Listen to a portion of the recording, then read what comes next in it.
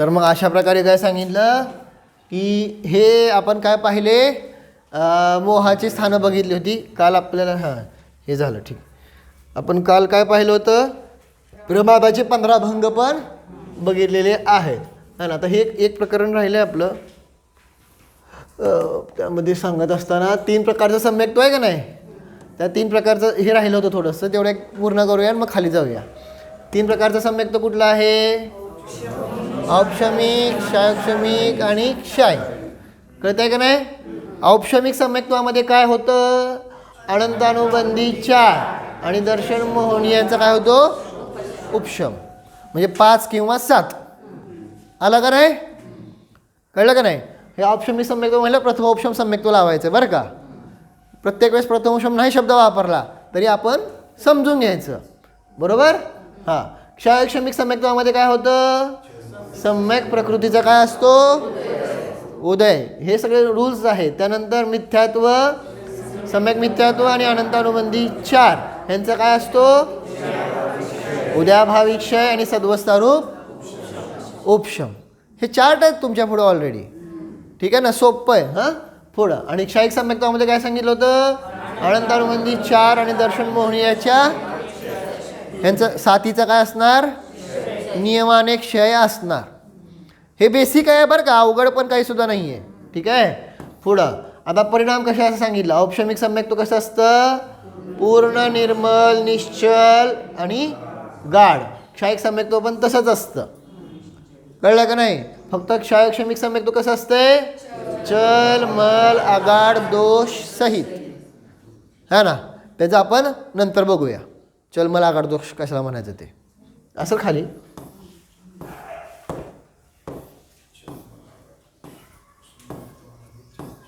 हां बघा, चल दोष काय सांगितलं होता, जलमे तरंगो की तरह चंचल है ना. म्हणजे श्रद्धान कसं आहे सांगितलं, हां श्रद्धान चाललंय, ज्ञान चारित्र नाही चाललं.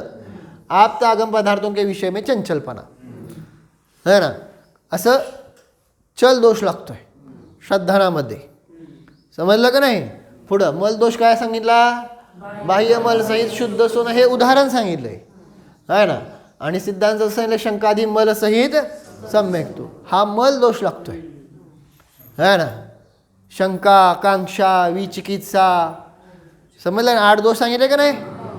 हां, तर हे सगळे काय आहेत, त्यातनं सम्यक्त्व काय होतं आहे, मलिन होते. सम्यक्त्व नष्ट होते असं म्हणत नाहीत, म्हणजे डिपेंड करतं त्यावर बरं का. असं पण काही नाही, म्हणजे अशा पण घटना आहेत की थोडंसं झालं आणि सम्यक्त्व नष्ट झालं आहे ना.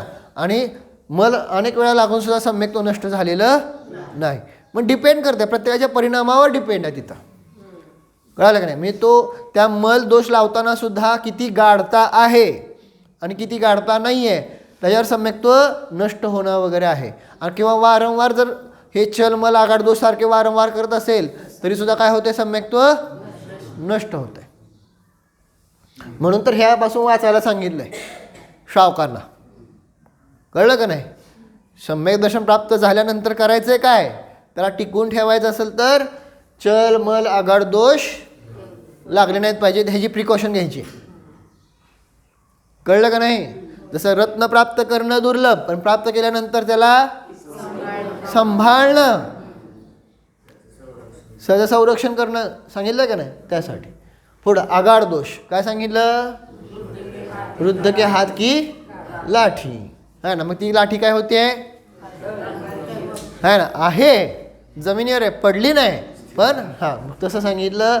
आपतादी की प्रतीति रुचि में क्या है, शिथिलता है ना. आणि हे आपण घटवलंय, हे सगळं कशा प्रकारे आपण कितीतरी वेळा अस्थिरता राहतो है ना. जिनवचनावर काही नाही आहे, श्रद्धा नाही ठेवत है ना. तर अशा प्रकारे तिथं काय सांगितलेलं आहे की देवावर, देवाच्या वचनावर श्रद्धा नाही, तर हे सांगितलं आगाढ दोष लागतात. आणि हे सगळं आहे ना, आता आलोचना अधिकारात म्हणून स्वतःचं आकलन आपल्याला स्वतः करायला लागेल, आपल्या परिणामांचं आकलन की हे कुठं कुठं आपलं लागतंय आहे ना, आणि त्यातून आपल्याला बाहेर पडायला लागेल, ठीक आहे. आता मग आपण काय बघत आहोत, तुलना बघत आहोत 3 सम्यक्त्वामध्ये, कळालं का नाही है ना. औपशमिक आणि क्षायिक सम्यक्त्व कसे सांगितले, पूर्ण निर्मल आहेत, निश्चल आहेत आणि गाढता आहे. परंतु ह्यामध्ये काय आहे सांगितलं? निर्मल नाहीये, मल आहे. समजलं का नाही? निश्चल नाहीये, चल आहे. कळते का? ऑपोजिट. आणि गाढता नाहीये, आगाढ. कळले का? हे असं बघायचं असते हो, नाही तर आपलं नुसतं वाचलं. ऑपोजिट समजले ना? धर्म है ना? चल निश्चल, मल निर्मल, गाढ आगाढ. समजलं? अशा प्रकारे हे सांगितलं. पुढं आता इथं काय घडवलेलं आहे? काळ. काळाच्या अपेक्षेने नको, ते आपण वेळ जाईल है ना. मी काय मी सोपं सध्या घेतो फक्त. मग औपशमिक सम्यक दर्शन सुटू शकतं का? म्हणजे नियमाने अंतर्मुहूर्तच काळ आहे त्याचा, जास्त नाहीच. हा. पुढं क्षयक्षम सम्यक्त्व सुटू शकतं, पण क्षयिक सम्यक्त्व कधी सुटू शकत? हां. अधिक से अधिक कितनी बार हो सकता है औपशमिक सम्यक्त्व? मोक्षाला जाईपर्यंत औपशमिक सम्यक्त्व किती वेळा होऊ शकतं? असंख्यात वेळा होऊ शकतं. प्रथमोपशम सम्यक्त्व किती वेळा होऊ शकतंय? फक्त एवढं लक्षात घ्या, ह्याच्यामध्ये एकदा प्रथमोपशम झालं तर दुसरं व्हायला काळ खूप लागतो. खूप म्हणजे किती? तर असंख्यात वर्ष हाच काळ लागतो. मी आपलं सामान्य सांगतो, जास्त काय हे करत नाही आहे. कळलं का नाही?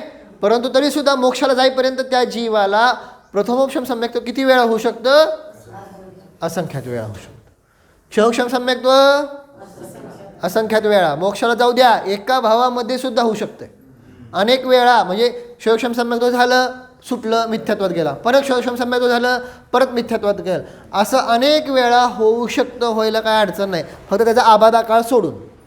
असं काय लगेच होतं असं का नाही, त्याचा आबादा काळ पण असतो. ह्याचा आबादा काळ मोठा आहे प्रथमोपशमचा, म्हणून ते असंख्यात वर्ष लागले.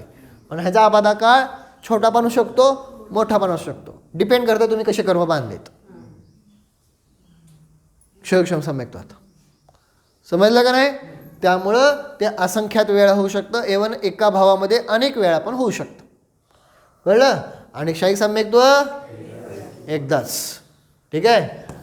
अधिक से अधिक संसार में रहने का काल. काय सांगितलं?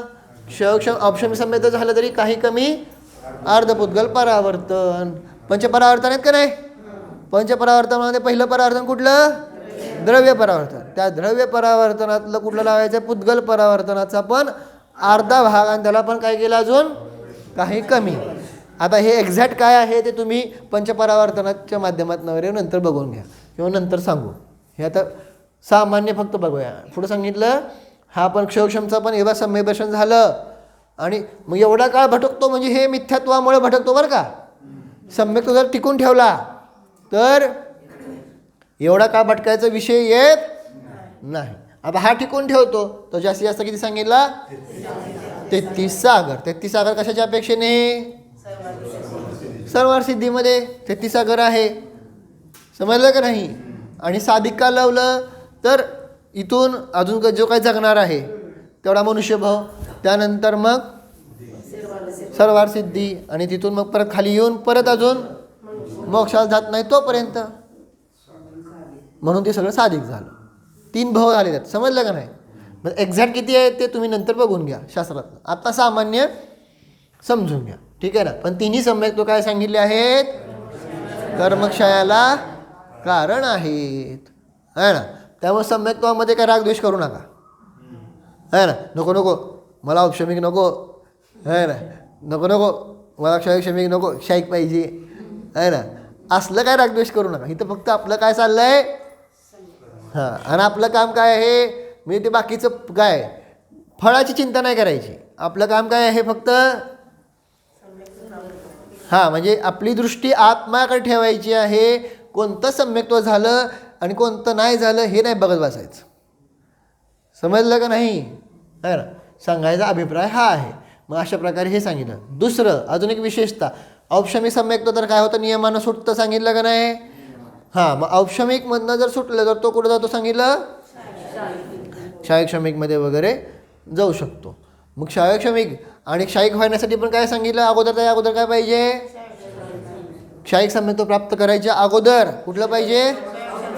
क्षयक्षम सम्यक्त्वातनंच क्षयिक सम्यक्त्वाची प्राप्ती होते. सामान्य सांगतोय, विशेषतः अपवाद वेगळ्या चर्चा आहेत, त्याची आत्ता इथं गोष्ट नाही. कळलं? हां, तर अशा प्रकारे ह्या बेसिक गोष्टी कळाल्या का सगळ्यांना? सोपं आहे ना? हे आत्ता म्हणजे कळतंय म्हणताय, पण हे डोक्यात ठेवायचं आहे आणि एक्झाम पण आहे. आता कधी होणार आहे मला माहीत नाही. मी उरकाय लागलोय का की पटपट पटपट हे व्हावं आणि तुमचा जसा ते झाला लेख लिहून की लगेच एक्झाम आहे ना. आणि किती वेळा पक्क केलं आहे ना. त्यामुळं चला, 9:30 वाजले. ठीक आहे, समजलं सगळ्यांना? अशा प्रकारे हे आपण चर्चा बघितलेली आहे. ओ भो प्रभो.